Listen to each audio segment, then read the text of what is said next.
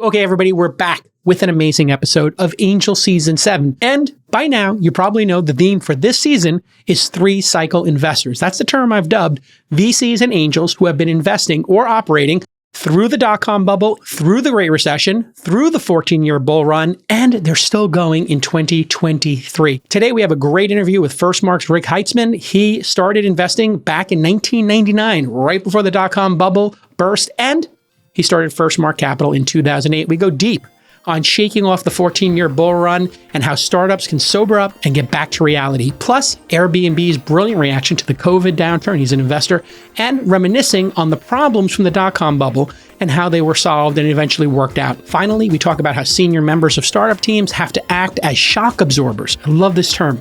Investors, founders, how we act as shock absorbers during difficult times, calm things down, create plans, and then help companies survive downturns. It's a great episode. Stick with us. This Week in Startups is brought to you by LinkedIn Jobs. A business is only as strong as its people, and every hire matters. Post your first job for free at linkedin.com/angel. Embroker's startup insurance program helps startups secure the most important types of insurance at a lower cost and with less hassle. Save up to 20% off of traditional insurance today at embroker.com/twist. While you're there, get an extra 10% off using offer code TWIST. And Letterhead helps you create, send, and monetize your email newsletters. Twist listeners get 50% off their first year, and qualified startups can get 75% off their first 2 years at tryletterhead.com/twist. All right, everybody. Next up on our series for Angel Season 7 is Rick Heitzmann, and he has been a venture capitalist and entrepreneur for all three cycles, starting with the dot-com boom and bust cycle. Then we had the Web 2.0 cycle, and now we've lived through what I'm calling the speculative asset bubble, but I'm not sure how you qualify this bull run. How do you think about this past bull run we've just been through, and welcome to the program? And what do you think the attributes are of this latest boom bust cycle? Yeah. Hey, Jason, thanks for having me. I'm a big fan of the show, and it's great being here. So yeah, as you know, old guy like some of our friends who've seen this movie a couple times before. I haven't heard the speculative asset bubble, but that's exactly what happened. Of zero interest rates, no cost of capital, and what happens in that world that people only hypothesized about at University of Chicago, up until about 3 years ago. And what we've seen is all the bad behaviors that you could imagine did happen, of money raised too early, sloshed around too quickly, and too speculative assets. And people forgot that capital had a cost. So whether you're a founder investing in a project, whether you're a founder buying a company, whether you're a founder hiring people, you don't really think about the cost of that as you're doing your own analysis, because capital is free. And I could always go get more capital from the growth fund tree in 2 or 3 days. So why me worry? And I think therefore rampant speculation and no cost of capital, therefore no consequence. And now I think we're living in an age of consequence. And when folks who are in this no consequence bubble for too long, what starts to cloud their thinking? And then what do they need to recognize in order to have the fog lift? Because it does seem like some of them have been living a delusion, in fact, Yep. of how business works in the world. And now they're having to face that reality in a very short period of time. I mean, this flips. When it does flip, it seems to flip very quickly. I completely flip quickly. It's a great way to frame it.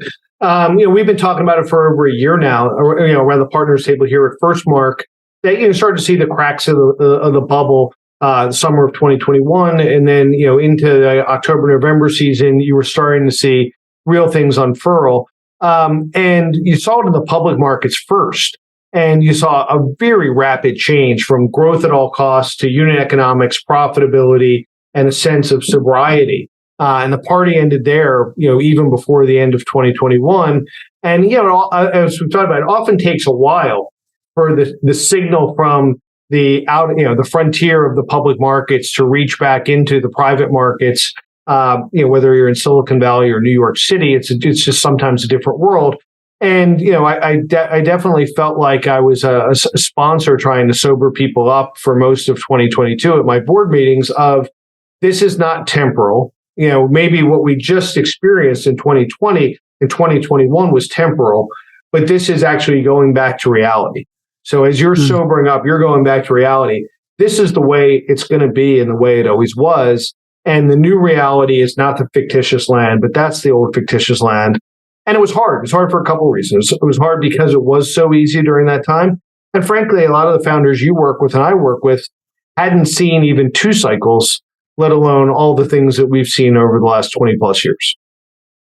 Yeah. And that really is the hardest thing for people to accept, is that this peak market was not reality. And this sober market is reality. It's almost like they have to give away this dream that they could, at any point in time, just call any venture capitalist in a growth fund and have their valuation go up and raise more money. They would have to actually show them metrics that would qualify them to get more money. And it was a qualification. Yeah, I mean, going back to, you have to earn your keep. And the ability to earn your keep by creating value was a fundamental concept in the history of the world up until a couple of years ago.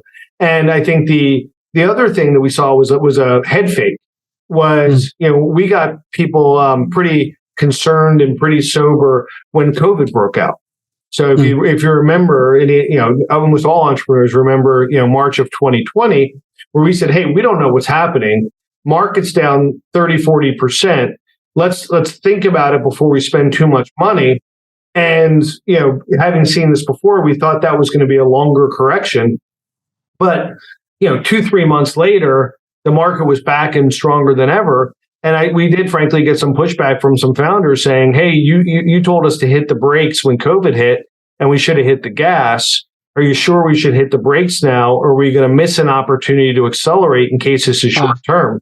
And I said, no, this is not like that. That was an aberration of the government going to 0% interest to fight COVID.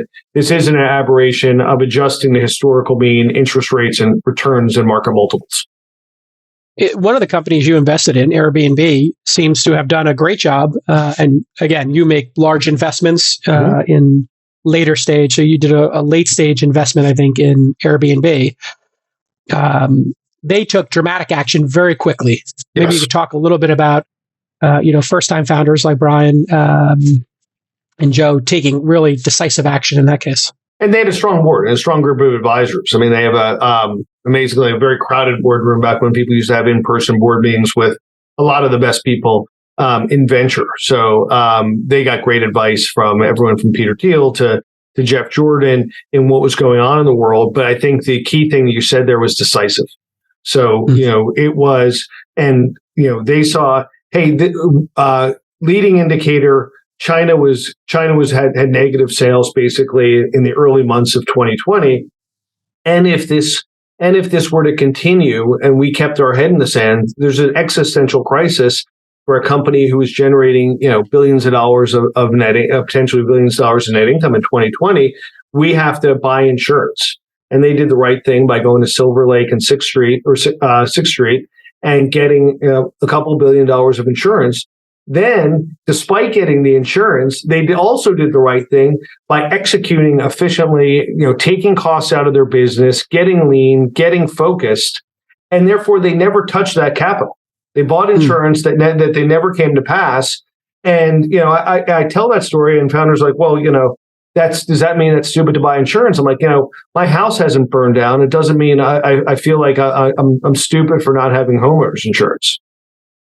Well, and it gave them great optionality, but they had really kicked in the austerity measures. They did the RIF. They made a major cut. So did Uber, other companies during that time. So they learned to get fit before before this speculative asset bubble burst. So they were kind of prepared for, hey, this is how to right size the company for the opportunity. And both those businesses are marketplaces. Yep. It's one of the really interesting dynamics. Maybe you could speak to how marketplaces are able to react maybe a little bit better in a down market than some other businesses. And we've been in a lot of marketplaces. We're first investors in Pinterest, we're in StubHub, we're in Upwork. So both B2B and B2C marketplaces. The benefit they have, even in Airbnb compared to a Marriott, is that they don't own anything. So theoretically, you're an asset light opportunity, and therefore most of your costs, for better or worse, are in people. And therefore, your initiatives are initiatives around people. Number one cost. Number two cost is marketing. And number three costs are fixed costs or harder to get out of. But if you think about if your cost of capital increases like it has in the last 18 months, therefore, your return on those people has to increase. So you can't have the same number of people, the same marketing spend if that were to happen. So in the case of Airbnb, you could titrate down your marketing spend as quickly as possible. You could think about what people do you need, and you don't have a huge fixed cost level like you would, especially if you're an asset-heavy business like a Marriott or a car company where you're actually buying physical things. And therefore, that should be not only the best business, as you know, on the upside in terms of margin structure and a true use of the internet, but also a great business to protect yourself on the downside. Yeah, marketplaces seem to be one of the business models that produces a high margin. And I think a lot of people got asset heavy maybe during this period of time with zero interest rates. The march to 1 billion members continues for LinkedIn, which is now at 875 million executives. There is no business network on the planet that comes close to LinkedIn. So if you are a small business owner or you manage hiring at your company, your success in 2023 is 100% dependent on your team. And you want to surround yourself with great, motivated, skilled people. And that's why you have to check out LinkedIn Jobs. It's really simple. LinkedIn Jobs helps you find more qualified candidates more efficiently. That's right, better candidates faster. That's what we're all looking for, right? LinkedIn does this by matching your open roles with the people who have the skills, values, and experience to help achieve your goals. And with almost 1 billion people on LinkedIn, think about the global talent pool you're tapping into. I mean, these are the best of the best. And I can speak from personal experience. LinkedIn Jobs just works better than all the other hiring platforms out there. We've got some of our most amazing contributors at launch and inside from LinkedIn. And they have amazing targeting, screening, and rating tools so you can do all that organization inside of LinkedIn. And that's why small businesses rate LinkedIn Jobs number one in delivering quality hires versus leading competitors. So post your job for free at linkedin.com/angel. That's linkedin.com/ANGEL to post your first job for free. Terms and conditions do apply. Let's go back in time to the dot-com boom bust cycle. What were you doing then? And when it did blow up in that spring of 2020, what did you think as a younger Rick? Yes. And you follow Rick on the Twitter. He's at Rick. He's part of the First Name Club. He got me beat by one character, at Jason and at Rick. You're going to mention us both when you... Well, it'll be a very small group at the bar of the First Name Clubs. So, what was I doing in the first bubble? So I got into venture capital in the mid '90s as I thought this internet thing might have some legs, and so got involved in venture capital, any way possible. Was early in the mid '90s out in Silicon Valley, and then in New York, on the early edges, along with you and guys like Fred Wilson and Jerry Colonna, pushing the flag then. And then, as the market started to turn in March of 2020. I actually went the other way, and I took a leave from venture capital and went and started a business. And I thought it was, I might have been wrong about it because capital was so hard to come by. But went and founded a business called First Advantage. And did you do that after the bust or right before the bust? Right after the bust. Got it.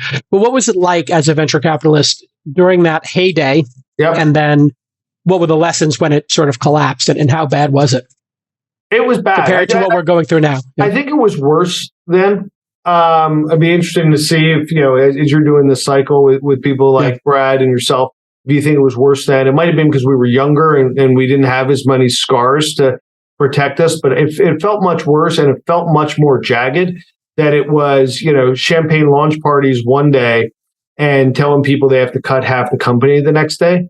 I felt like there wasn't enough capital in the system to have these companies financed well enough or to get people from here to there. There were a lot of hard shutdowns where, the severance is your computer, or, take a printer on the way out the door. Literally people would be given an Aeron chair and just said, we can't pay you any severance, but just take the chair and your laptop. And that's people were rolling their boxes home. Down Park Avenue South. That's what they were doing before social media that would have been an incredible TikTok now outside some of the headquarters. They were seeing layoffs. But it wasn't even layoffs. It was, hey, we wish we could do better by you, but there's just no more money. And those companies were capital intensive enough and underfunded enough that when the capital left the system, it was hard shutdowns. We shut down a bunch of companies. I was fighting with Silicon Valley Bank of whether or not I get to give as a board member to get printers to go to people as severance, or they're going to take the printers back because we owed them capital. And we were just out of money. So I think the number of hard shutdowns were much more dramatic. Many more people felt like lost their jobs with a much smaller cushion.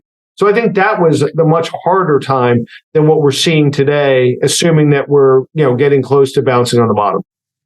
Yeah, and then it didn't stop bottoming. I mean, that was the other thing I remember from that era. Was just when you thought like, hey, this couldn't get any worse, it just kept getting worse because a lot of the companies, let's face it, they didn't have a path to profitability. They were incredibly speculative. In a way, they were similar to crypto companies where they were experimenting and building products. They had been funded, but probably not properly funded in all cases, but there was no, in many cases, revenue or customer base for them to fall back to, whereas Uber or Postmates or Airbnb, even Coinbase in this cycle, they had some base, Robinhood, some base number of customers. They had real business. They had revenue, and they were able to right size their business to their revenue. It's hard to right size your business in 1999 or 2000 to eyeballs. Yeah, and so therefore, at least we know that there's a business there, and all those businesses, even some of the crypto business, there's a business there. We just don't know how big it would be, so you could adjust your expenses to that. And then I think people don't really remember, there was several, punches in the face. Things cracked in March. And then that fall was a huge fall from grace in the fall of 2020 or 2000. And the market was down 30-40% in the public markets. And then things started to feel like they did now in the beginning of 2001. And we're rattling along the bottom. And then September 11th happened. Right. And people don't understand that 1-2 punch was just unbelievable. A knockout. Yeah, because then the market lost all faith in this is the end of the world. Yeah. Yes. I mean, much worse from a bunch of different perspectives than even the pandemic, because it was so sudden, so unexpected. Market drops 30%, and there was no rebound. There was no interest rates easing that could ease either the economic or the pain that a lot of people suffered. So when we look at this speculative asset bubble bursting, then we have some unknowns. Ukraine, Taiwan, there are risk factors out there. So if and this is where a weak economy, a weak balance sheet for the country, a weak balance sheet for your own private company, this could be particularly dangerous because if another black swan type event happens, something that's completely unexpected that you've never seen before, definition of a black swan, that could be, cataclysmic for a lot of companies. No, I agree. I mean, there's the thing that's most scary in this market, or everyone's asking, is it over yet? Right? I mean, people have had their heads down. Maybe they even raised enough money in 2021. They had 2 or 3 years of cash, and now they might have a year of cash in the beginning of 2023. And they're asking, is it over yet? Because, I'd like to raise money in Q2 or the second half of 23. And I don't think we could safely say it's over yet. I think we have to say, we believe it's bouncing on the bottom. We believe, and we're taping this on a Wednesday afternoon where earnings just started to be announced, and Microsoft announced, weak guidance. So we believe that, there might be a recession in the cards, which could mean a further step down, let alone all these black swans, which could occur on a political or macroeconomic basis, which could completely destabilize the system. Yeah, so best advice for founders while they're looking at this situation, they've got themselves to 18 months of runway. They've got a core team that's lean, that's really focused. maybe they've got a lot of headwinds, customers are canceling accounts or downsizing deals, but they're still in the game. They still have revenue. They've got, maybe a reasonable path to break even in 18 or 24 months. They've done the RIFs. What do you say to that lean startup? How should they operate now that they got that 18 months, 24 months of runway? And how do they keep the troops excited and engaged during this down market?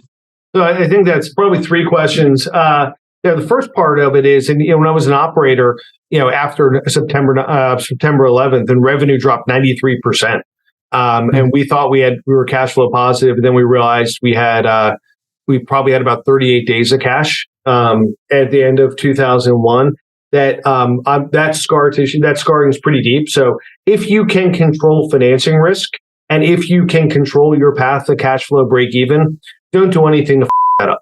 Like, that is your most important job as a CEO, of being able to be default alive and being able to get from here to there with the cash you have.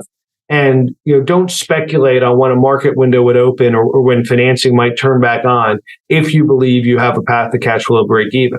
When you have that path to cash flow break even, you actually become much more attractive to everybody, because then, people know that there's at least a floor to what's going to happen with this business, and therefore you're investing for growth. So, it might be counterintuitive to those founders, but getting the cash flow break even in this market might be the number one milestone, which would make you more attractive to get capital. So thinking about that milestone and being really tight on those milestones to get from here to there. So if you were faced with growing 2x year over year, but being unprofitable, or growing 1x year over year, or let's say 1.2x, you grew 20% over last year, but you hit break even, the latter scenario is the more attractive scenario for capital allocators. It's a no-brainer. It's a no-brainer because you want to control your own destiny. You want to be in control, a master of your domain. You can get from here to there with the capital you have, be default alive, and then you can always accelerate behind your own profitability. And as a CEO, and I remember this, apparently, once you have to spend a huge chunk of your time with, concerned about this existential risk around financing, and that's off your shoulder, you have much more degrees of freedom to think and worry about creating the most valuable business you can. I've been dealing with business insurance for 3 decades. I am on the board of a bunch of companies. I watch people who don't have insurance get themselves into trouble all the time. Switching providers has always been a nightmare. It's too expensive, it takes too much time, and often it doesn't even guarantee better coverage. But now you can make switching radically simple with Embroker. Yes, Embroker is the perfect destination for industry-tailored commercial insurance. It's business insurance specifically for startups. Embroker's single application helps startups get 4 quotes, 1, 2, 3, 4, for 4 lines of coverage in just 15 minutes. They connect you with one of their expert brokers for unmatched service that goes beyond your policy. And listen, Embroker is such an amazing product. I use it. A lot of my startups use it. It's so easy to use. So try Embroker today with code TWIST and get 10% off their startup package at embroker.com/twist. That's EMBROKER.com/TWIST, and use the code TWIST so you get that 10% off. It's meaningful. Every dollar counts right now. We love you, Embroker. Thank you so much for supporting this podcast for so many years. Let's talk about this sort of fallacy around acquiring customers and the cost to acquiring customers. What have you learned over this last cycle about the actual real cost of acquiring customers and the lifetime value of customers? Because it seems that maybe founders got, and even capital allocators maybe got a little cute or maybe disconnected from reality in terms of the cost of acquiring a customer. I think the cost to acquire a customer was always moving around more than folks would have guessed. And a lot of people thought from period to period, from this quarter, this is what we could spend on Facebook. Unknowingly, that cost of a customer changes on Facebook from a minute-to-minute basis. But I think the fallacy, to your point, is based in LTV, that people thought their LTV models were great. They were bulletproof. I'm going to hold this customer for 5 years. I'm going to be able to increase price. They might buy 1 or 2 other things from me, not knowing that the person adjacent to you on the other side is also counting that customer, and they're also looking at your profit stream as their potential upsell. And therefore, we've seen churn be higher than almost any LTV model has calculated. and your ability to grow be decreased compared to those LTV models. So CAC is something you have to pay today and probably less controllable than you guess. LTV is wildly speculative, and I think entrepreneurs get that wrong way too much. Lifetime value is, defining that becomes pretty hard, especially when you have a down market like this. I don't think anybody's LTVs took into account that a lot of your customers might be going out of business, or they might be doing a layoff. And when you do a layoff, that typically comes after you've looked at every other line item and reduced every other line item. So you're going to, when you see all these rifts happening, you can be sure that they've riffed accounting software or HR software, SaaS software. Or maybe not. Sometimes they're on other sides of it. Sometimes the first thing is, hey, we have our contract. That contract's not up till March. We got to get, if you're the companies, hey, we're riffing people at the end of the year. We're announcing at the beginning of the year. We're going to give them the holidays, and then we're going to go through it. But then we're going to look at every single line item. And, that accounting software, we don't have 100 people in accounting anymore. We have 50 people accounting. We're not paying for those 5 chairs. We're not we're not re-signing with you. And by the way, this other vendor we use for FP&A analysis said they give you what we're doing for free. So in a world where the last 5-year actuals were saying my customers are growing seats by 10%, they're not pushing back on price, and they might be open for an upsell, all 3 of those assumptions might be wrong. Yeah. Wow. Yeah. That's a lot of mistakes in one math equation that are compounding, right? And if you think about how that compounds over a 5-year life of a customer, it dramatically impacts the math. All right. Let's talk about the emotional state of the employee base and founders, because as capital allocators, we're placing bets on humans and teams to go out there and to fight through this. This has been quite a slog, 2022. People getting thrown in the deep end of the ice cold pool. And, but now it seems like, okay, if the company is still alive in 2023, okay, there's an opportunity for them to thrive if they can get through this. How do you keep the esprit de corps going? How do you keep people focused, especially founders, right? Who might be looking at the situation and just saying, you know what? I'm exhausted. I don't know if I can do this anymore. I'm on a lot of Zooms with exhausted people these days. I don't know if you're having that same experience. The body language is really tough. I think, my friend Neil Blumenthal from Warby has this great analogy that the further you are up in an organization, the more you have to be a shock absorber. So I think, the thing for us as board members, advisors, investors, we hopefully are shock absorbers to those founders who are getting whipsawed by the market, the financing market. They're losing big customers. And I think differently. And one of the things I learned by being, much more junior 20 years ago is I saw a lot of board members who were assholes. When things were going wrong, they were pouring gasoline on the fire instead of, doing their job of being a mature person who can absorb those shocks and be able to provide a calming influence to the room. And then, hopefully that passes on from your advisors or your board members down to the CEO and that senior team. As rank and file employees are saying, hey, my next door neighbor just got laid off. My brother-in-law just got laid off. Am I next? Let's go to the water cooler. Let's go for a walk around the block for a coffee. And let's not do work today. And let's just be stressed about what's going to the existential crisis of the company we're at. The job of that senior team is then to say, hey, we're going to be shock absorbers for the organization. We're going to do it in a transparent way. If we're doing layoffs, we're going to be transparent. We're going to try and be kind of even keeled from an emotional perspective and get from here to there. Certain times, no different than any other relationship, you have to act even keeled. But then when they talk to their board, hopefully, you're passing, you're playing past the hat with that emotional bag. But we're telling founders, the reality is, it feels like we're going to be bouncing around the bottom for all of 23. So kind of setting expectations. And we're not setting expectations that tomorrow interest rates are going to drop, the market's going to rip, and we're going to be out of this like it's a bad dream. This is going to take some time. And it goes back to the old Stockdale syndrome of like being very aware of the current reality. It enables you to absorb that reality better. So, hey, founder, this is really hard. We know it was tough. You had to, lay off a couple hundred people or a couple thousand people, depending on who you are. That sucks. I'll absorb some of that stress for you. But let's be clear and transparent. We think this is, we're in the 4th inning or 5th inning still, maybe. This might take a long time, even before what could be these negative black swans coming out of nowhere. We don't know what the catalyst will be on the upside. So we think we've taken our medicine, we've gotten lean, we've gotten fit, but we still might have another 14 miles to run in this marathon. But we do believe, being all at the same time optimistic of, we do believe that you could finish this marathon, and there's going to be a lot of people that drop. And if you win, there's going to be a huge gold ring there for you.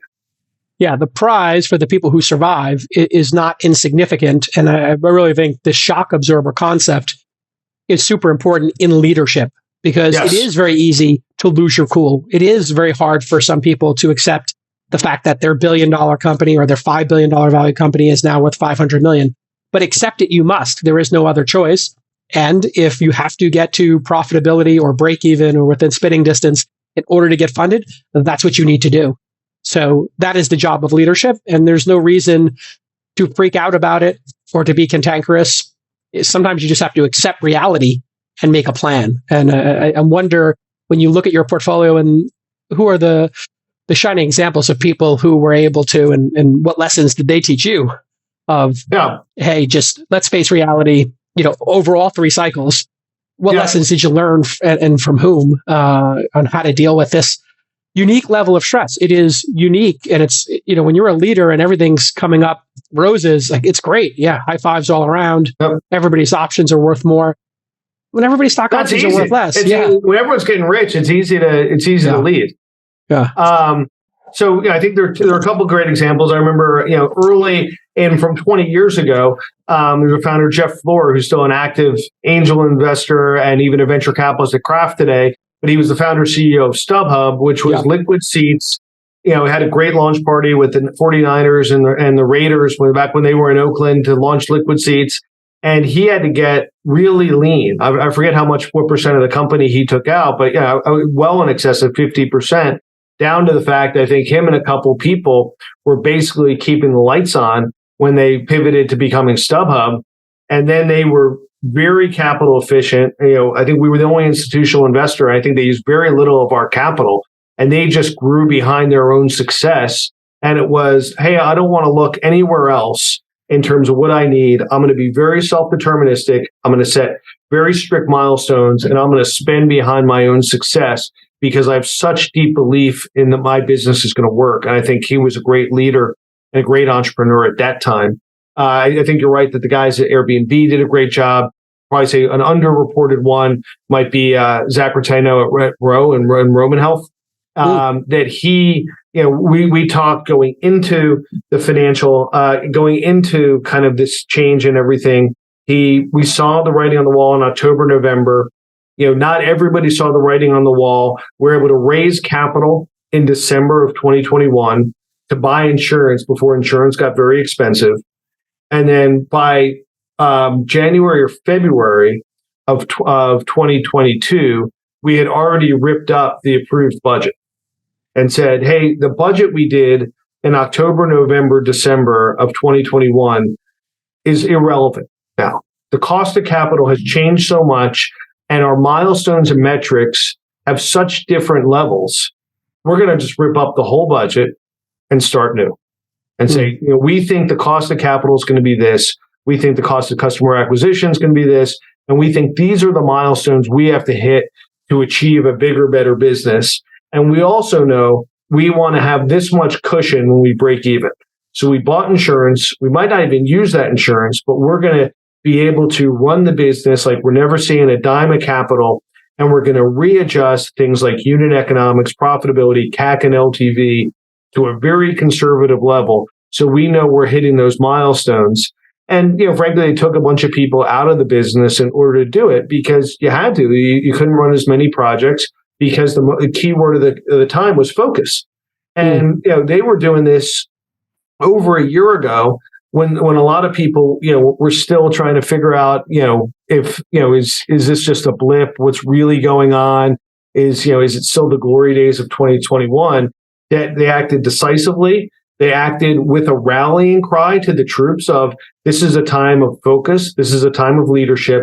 Here's how we're reorienting the business, clearly and transparently communicating, and doing one big riff that says, hey, here's our core team, and we're going to be able to achieve greatness with it. Yeah. And then when they were, I don't believe they went public, but there was a lot of talk of them going public. And that's hard because you have an employee base, a team base that thinks, hey, there's some big liquidation or event happening. I could potentially be able to sell myself into shares. And to be able to reset that is never easy.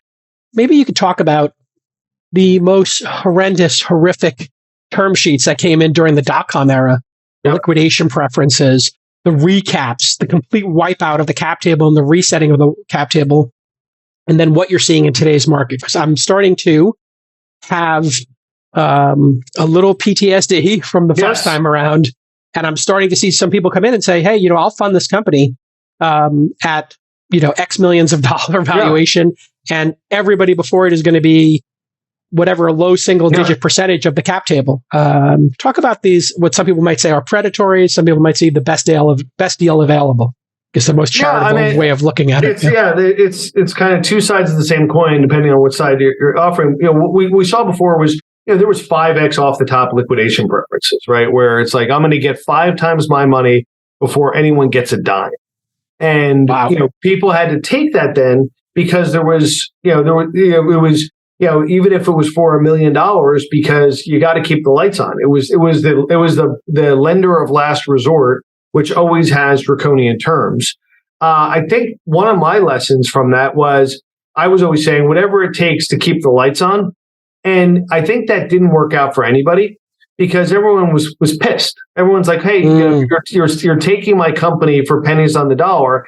At some point, it feels more like your company than my company. I'm not going to be your employee because I hate you for just stealing my company. So I'm out. And there was no incentive for management to stay in place. And those deals almost always fail. We're starting to see nothing like that, but we're starting to see multiple liquidation preferences. We've seen deals at 2.5x off the top. We've seen deals at 2x off the top. We've seen participating preferred for those of you who remember that. Even in normal financing rounds. And obviously we're seeing down rounds. I think some of those things are normal, and that you for companies that might have been overvalued to do a down round and figuring out, and a couple of our companies have done down rounds. It's not the end of the world, because going back to that irrational bubble that we lived in, those were irrational valuations. And you probably, if you normalize it, you're probably going to have to take some dilution, and you should be happy that you were able to raise money in 2021 at an irrational price rather than viewing this as irrational. We haven't seen, the terrible down rounds that are just, spine crushing to management teams and founders. We haven't seen yet. We don't know if that's coming, but hopefully folks have learned from the past that if you crush a team's spirit, it's not going to be the right thing for anybody in the business.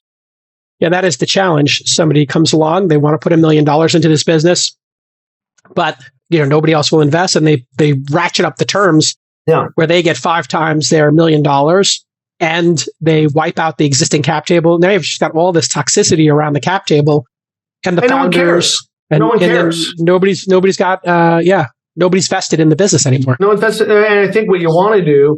And we've done a little bit of structure so far and some follow-on rounds with our companies.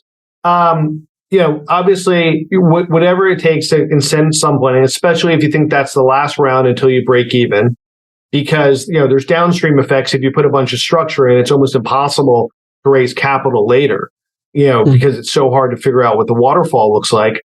But then the other side is, if you're going to be so greedy, you're taking all the economics, and there's not much less for everyone else. People won't care. They'll actually feel ill towards you, and that's not going to work for anyone. Is there a solution for these rounds to thread the needle where the new money gets some extra consideration, but everybody stays incentivized? How do you manage it? I mean, we've done we haven't done it in this cycle. We've done other cycles. Like, hey, here's the cap table. We know what it's worth. We know what the pie is set. All these cap tables, whether or not you sign documents and got these huge legal documents take forever, they're all kind of written in pencil, right? Like, you could always say, hey, if we want to keep management incentive, we could give them X percent of the company. Early investors, you took a risk, you get this percent of the company. The new guys need this percent of the company. Existing investors get the rest. And in generally, hopefully, there's enough value there that it seems fair to everybody. And that's the kind of the key thing of how do you make sure everybody's vested in the long-term success of the business? Because once people stop caring, that's when the business is loses its mojo, and then it's off, and then you're off. I'm in the email newsletter business. I got a bunch of newsletters at Inside, the Launch Ticker, my personal email list. I love email. And email is the best way to source crucial first-party data and build amazing relationships with your users. And what really matters is how your community grows, engages over time, and 2, how to convert that engagement into revenue, right? So you want to grow your community, get that engagement, but then you got to turn it into revenue. Well, if you're in the newsletter game, you're always trying to grow your open rates, your subscribers, and your revenue. Let me tell you about Letterhead. Letterhead helps companies keep their customers and prospects engaged, and they do that with turnkey newsletters built from their existing content, audience, and data. They're going to help you create, send, and monetize your newsletters, and Letterhead will help you increase engagement and ROI with personalized guidance. They know what they're doing. So Twist listeners will get 50% off their first year at tryletterhead.com/twist. And qualified startups can get 75% off their first 2 years at tryletterhead.com/twist. Go ahead and check it out. If you're not doing newsletters, you're missing out on one of the best ways to build a deep and meaningful business relationship with your constituents and then eventually convert them into customers. When we look at exits, there were an opportunity to sell in secondary in a lot of these companies during the 2020-21 period. There were SPACs. There was an ability to do direct listings. We had a lot of options of how to get liquidity. Did you take advantage of that? Do you regret not taking advantage of that? How does that inform you in the future, as a fund manager? Yeah, so largely, most of our investments are early stage, right? So we have, long periods of illiquidity. Obviously the secondary markets were just starting to develop that time period, but we, even in 2020 and 2021, we view there as being a lot of levers to getting liquid. Obviously, M&A is always the most prominent for all technology companies: traditional IPO, SPACs, direct listings, and private secondary shares. And we did all of them through 2020 and 2021 because our belief is you can't eat IRR. And you basically, your job as an early stage investor is to return capital in a profitable way to your investors. And I don't think any of my institutional LPs are relying on me to get every last dollar. They want us to drive great returns and provide them the capital back. So we were early in using the secondary market. We were early in using SPACs, and we had a couple of companies go public via SPAC, including DraftKings, which had a great run. And then obviously traditional IPOs with things like Airbnb. And so obviously we wish we had done more. Obviously, the definition of a bear market is you wish we would have sold more yesterday. So, we wish we would have done more, but I think what's the lesson that we're going to take going forward is I think the companies, and I'm involved in several companies who are hopefully the next set of public companies like Row and Discord, and companies that public investors are excited about once that market reopens. But, being able to have those companies manage their cap table, and they're going to need to provide liquidity on a regular basis for either early investors or founders through tenders or other mechanisms. They're going to need to be more transparent in how they do that, and whether they use Carta or some other way to have, hey, we think that, it's going to take us a long time to go from my seed investment to being public. I think at Pinterest, it took us, 12 years plus to go from the first institutional investor to being public. And therefore, not only for us, who probably has a portfolio, but for that, for the early employees, how do you get liquidity along the way? Especially now we've all learned that lesson that something's better than nothing. Along that way, how do you get liquidity? And then how do founders come to an agreement with their constituents, both employees and investors, and how they communicate it out clearly? Because I think the wild west of the secondary market's probably not good for anyone either. Yeah, that seems to have created some bad feelings where maybe founders got to get some liquidity, but the team didn't. Yep.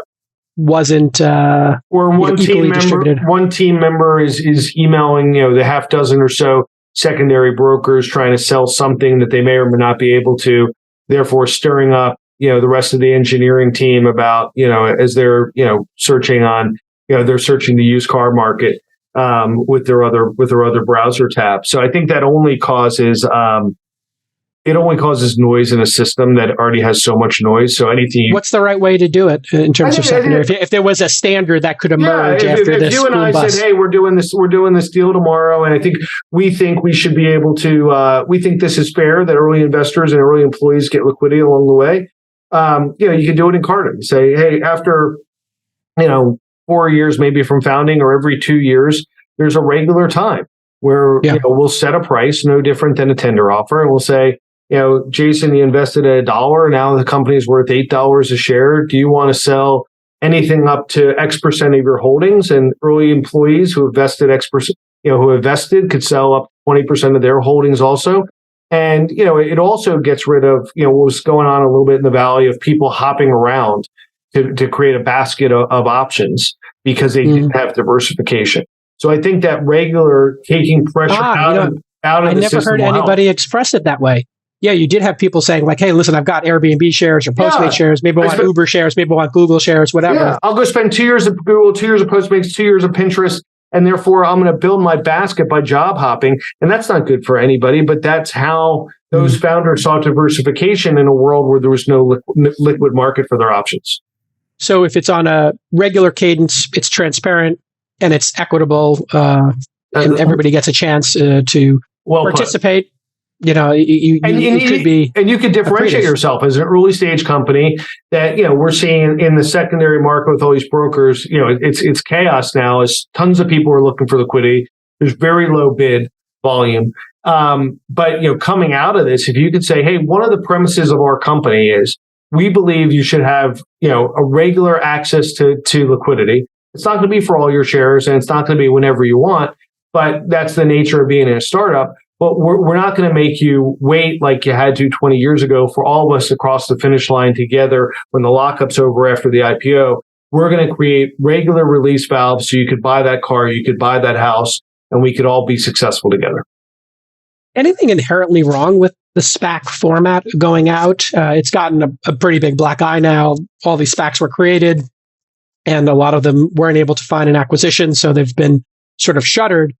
But it did seem like a way to get public quick and to engage the public markets. And we have so few companies going public that it did seem like it had a positive, almost too positive reception, with retail maybe getting too excited about it. Is there anything inherently wrong with the format or that needs to improve? Because it did seem to me like this could be a great way to get more companies available earlier to retail investors. But it almost seemed like it was a victim of its own success to me. It was. I mean, it was a lot of things in financial markets. It's if some's good, more's better, up until the point where you just, you stuff the turkey until it bursts. Yeah. And, and that's what happened. And obviously, in a time of free money, that only happened at an accelerated pace. So I think that the concept of a SPAC of, hey, you could go public with a trusted partner and you can control your shareholder base and tell a story in a more deliberate way is very helpful. And DraftKings was a great example of that in an interesting story that maybe took a little bit more unfurling and you wanted patient capital around for that, was a wildly successful SPAC. And therefore, it suited it well. And I think there's going to be other companies where it suits it, but you have to still be able to tell your story crisply and clearly. You still be able to have a projectable business, especially in a world where SPACs have projections. You want to be able to hit those numbers no different than any other company. And you want to be able to have the same attributes as a public company. And it shouldn't just be a loophole to be able to let startups go public. Those attributes of being a public company should be the same for SPAC, as well as traditional and direct listing companies. It just should be slightly different in terms of maybe storytelling and the ability to pick your shareholder base. Yeah. I mean, if consumers are educated and the information is correct, I like the idea of consumers, theoretically, retail investors being able to invest earlier in companies like we do, but they need to understand like this might not be if this is a high risk bet you're making on vertical takeoff or landing, yes, devices like you've never been in one, like Joby, like you've never been in one of these. They don't exist in the real world for consumers yet. But boy, what an incredible thing to be able to place a bet on. But you might not want to place your kids, college funds on it, but you might want to put a 1% speculative bet on it. If you think you can withstand that, sure, you could play venture capitalist by buying a vertical takeoff and landing company. No different than angel investing. You don't want to really risk anything in a single company you can't afford to lose, but you could build a basket of these assets which should perform in the medium term, especially if you understand the company and you've been thoughtful about the disclosures. What are the key things you look for in founders, independent of market, up, down, left and right, but just over 30 years of doing this, what are the key attributes that you see across the successful founders? I think it's grit is number one. That they've been able to persist through adversity to success, and that's been proven. Obviously, sometimes in serial founders, you've been able to see it in the startup world, but you've seen it in their life in some respect. It could be in athletics, it could be in chess, it could be whatever it is that you've seen the ability for someone to face down adversarial conditions. It could be immigrating to the United States. It could be they faced adversity. And they weren't rattled, but they persisted to success despite that adversity. The second is they really understand their market.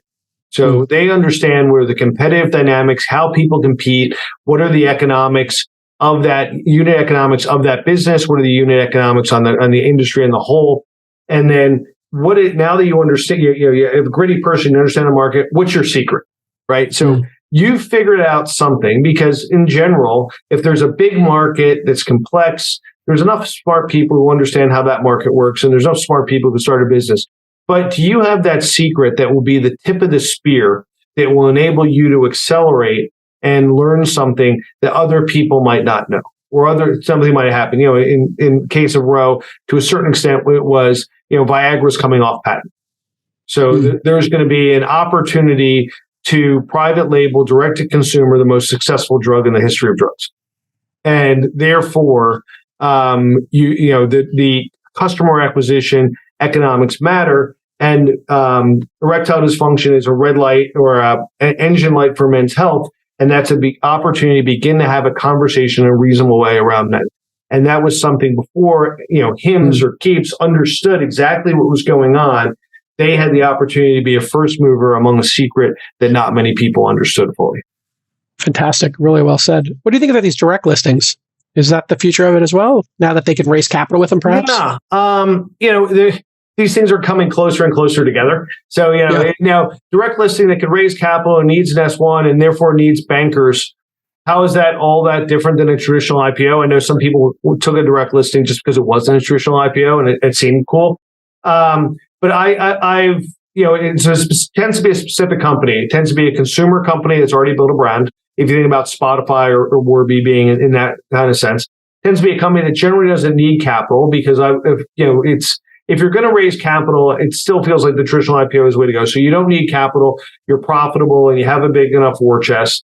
You're of size that you're still going to get research coverage and people are still going to care. So you're over that couple $2 billion threshold that if you go public on a direct listing and no one cares, you're never going to get a float, you're never going to be able to get liquid. You're never going to be able to raise capital again. And, and therefore, in the medium term, no one's going to know the difference, right? As long as in the first couple of years, you're going to have name recognition, you're going to have a critical mass of capital to get from here to there, so no financing risk, and you're going to have a float to be able to start acting like a public company. It doesn't matter. But I heard a great sentence of like, here's all the ways to go public, but it's kind of like, how you were born, and people say, no one asked you after 6 months, was a baby born via C-section or a traditional birth? You're just born. And I think that, after 3 or 4 years, maybe even 2 years of these companies, people don't remember Warby Parker was a direct listing, DraftKings was a SPAC, and Airbnb was a traditional IPO. They're just public companies. Yeah, and great companies at that, resilient companies that seem to be fighting through this. Listen, a great hour. Well done on your first appearance on This Week in Startups, and we'll love to have you back. Keep fighting the good fight out there. And you are investing also early, so seed stage investments all the way to later stage. Best way for folks to contact you if they've... At Rick.